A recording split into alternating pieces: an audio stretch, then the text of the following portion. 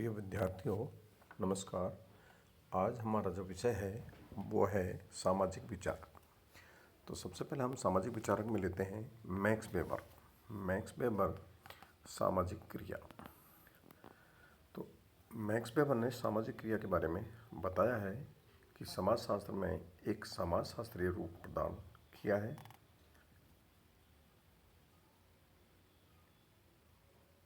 जिसके अध्ययन करने के दृष्टिकोण से विभिन्न पक्षों का क्रमबद्ध वर्णन तथा व्याख्या की है। वेबर ने सामाजिक क्रिया की अवधारणा, सिद्धांत तथा जो योजना दी है वे मुख्य रूप से आप निम्न प्रकार अपनी पुस्तक में बताया है। तो बुक्स का नाम है the theory of social and economic organisation. इसके अतिरिक्त सामाजिक क्रिया के जो महत्व तथा विभिन्न पक्षों का प्रकाश डाला है वह सामाजिक क्रिया का सिद्धांत वेबर के समाजशास्त्रीय योगदान में अत्यधिक महत्वपूर्ण है। समाजशास्त्र क्रिया का महत्व। तो मैक्स वेबर ने सामाजिक क्रिया को सामाजिक शास्त्र के अध्ययन की एक वस्तु बताया है जो स्पष्ट हो जाता है कि सामाजिक क्रिया का समाजशास्त्र में विशेष महत्व है। The theory of in social and economics organisation में समाजशास्त्र और सामाजिक क्रिया की जो परिभाषाएं दी है वो इस प्रकार से बताई है कि सामाजिक वह विज्ञान है जो सामाजिक क्रिया के व्याख्यात्मक बोध द्वारा उसके दिशा, क्रम और परिणाम में कार्य कारण विश्लेषण पर पहुंचने का प्रयास करता है। समाजशास्त्र प्रधानतम समाजशास्त्र संबंध एवं कृत्यों का अध्ययन है जो उपयुक्त तत्वों से स्पष्ट होता है कि वेबर समाजशास्त्र में सामाजिक क्रिया को कितना महत्वपूर्ण मानते हैं।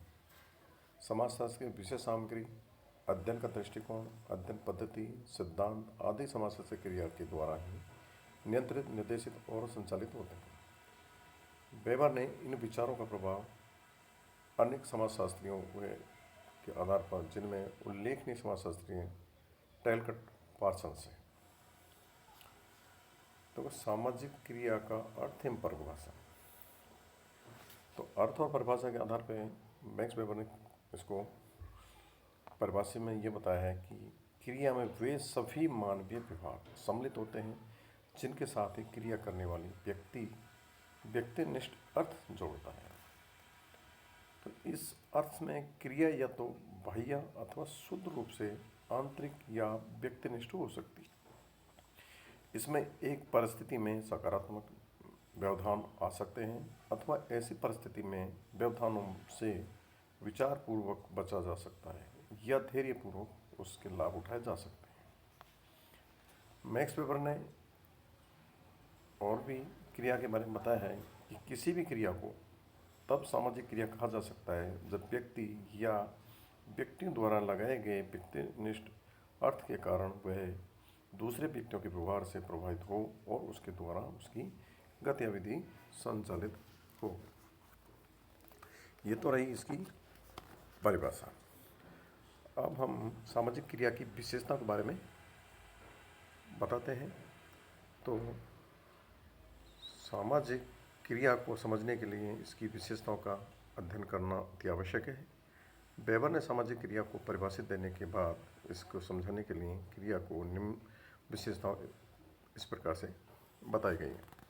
तो सबसे पहले लेते हैं हम दूसरे के प्रति उन्मुख।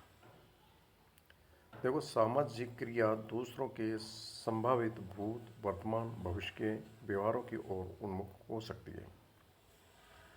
सामाजिक क्रिया में दो या दो से अधिक व्यक्ति होने चाहिए। ये आपस में एक दूसरे के व्यवहार को प्रभावित भी करें और सामाजिक क्रिया परिस्थिति या अपरिचित के साथ हो सकती है।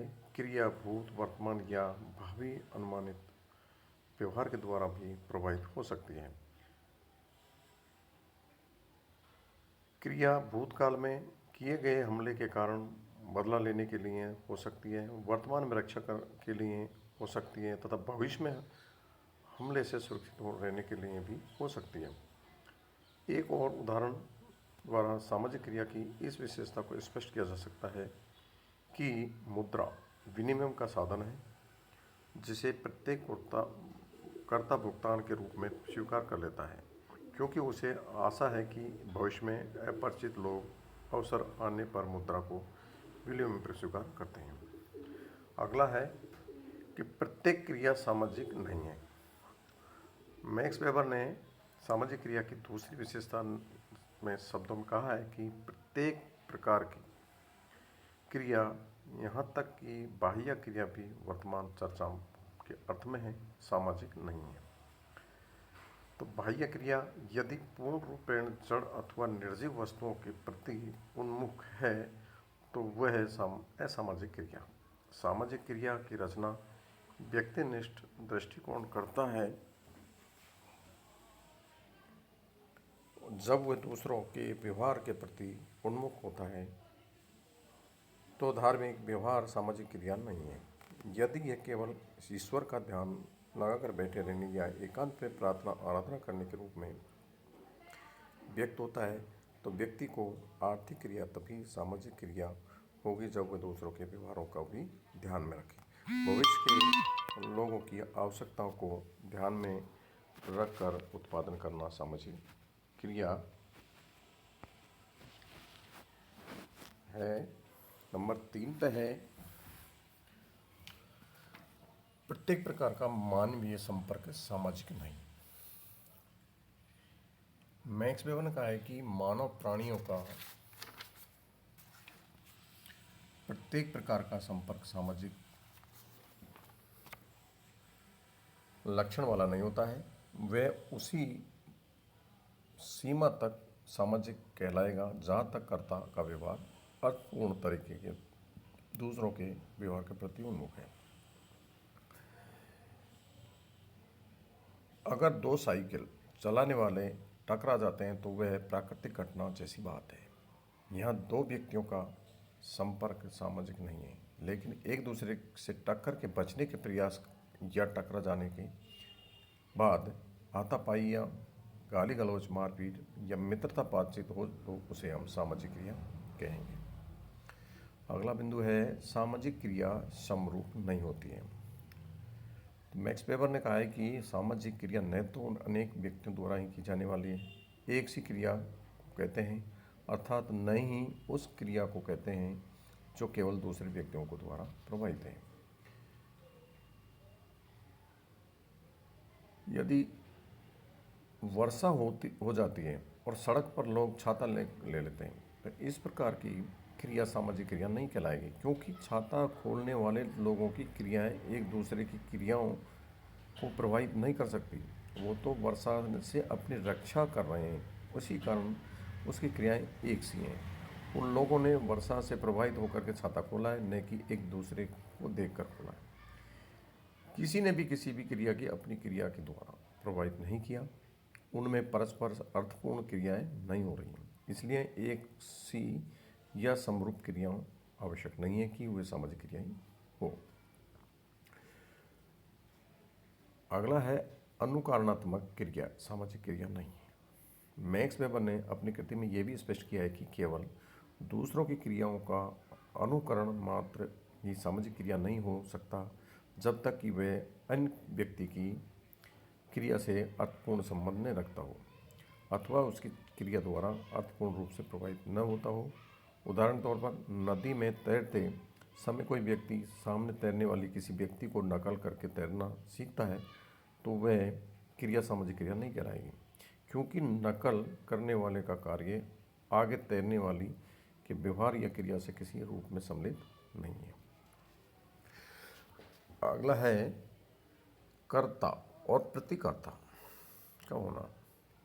देखो, सामाजिक क्रिया में एक या और अनेक कर्ता, एक या अनेक प्रतिक्रिया होते हैं जो एक दूसरे के उपस्थित के अवगत कर होते हैं, तभी क्रिया हो सकती है। इसमें निम्न प्रभावित रूप हैं: एक कर्ता एक प्रतिकर्ता में, एक कर्ताओं एक अनेक प्रतिकर्ताओं में, अनेक कर्ता एक प्रतिकर्ता में और अनेक कर्ताओं अनेक प्रतिक्रियाओं में परस्पर सामाजिक क्रियाएं होना संभव है। अगला बिंदु है परिस्थिति। देखो, सामाजिक क्रिया के लिए दूसरी महत्वपूर्ण शर्त ऐसी परिस्थिति का होना आवश्यक है जिसमें कर्ता और प्रतिकर्ता एक दूसरे की क्रिया को प्रभावित करने से संबंधित वस्तुओं और विशेषताओं की सुविधाओं से सुरक्षित हो तथा एक दूसरे को प्रभावित करने की क्षमता रखता हो। अंतिम बिंदु है मूल्य, विश्वास अथवा प्रतीक। सामाजिक क्रिया के लिए तीसरी महत्वपूर्ण शर्त कर्ताओं और प्रतिकर्ताओं के बीच सामान्य मूल्य, विश्वास तथा प्रतीक होने चाहिए तथा उनमें आपस में आशाएं और अपेक्षा होनी चाहिए। ये शर्तें सामाजिक क्रियाओं में भिन्न भिन्न मात्रा में तथा भिन्न भिन्न अनुरूप में देखी जा सकती हैं। धन्यवाद।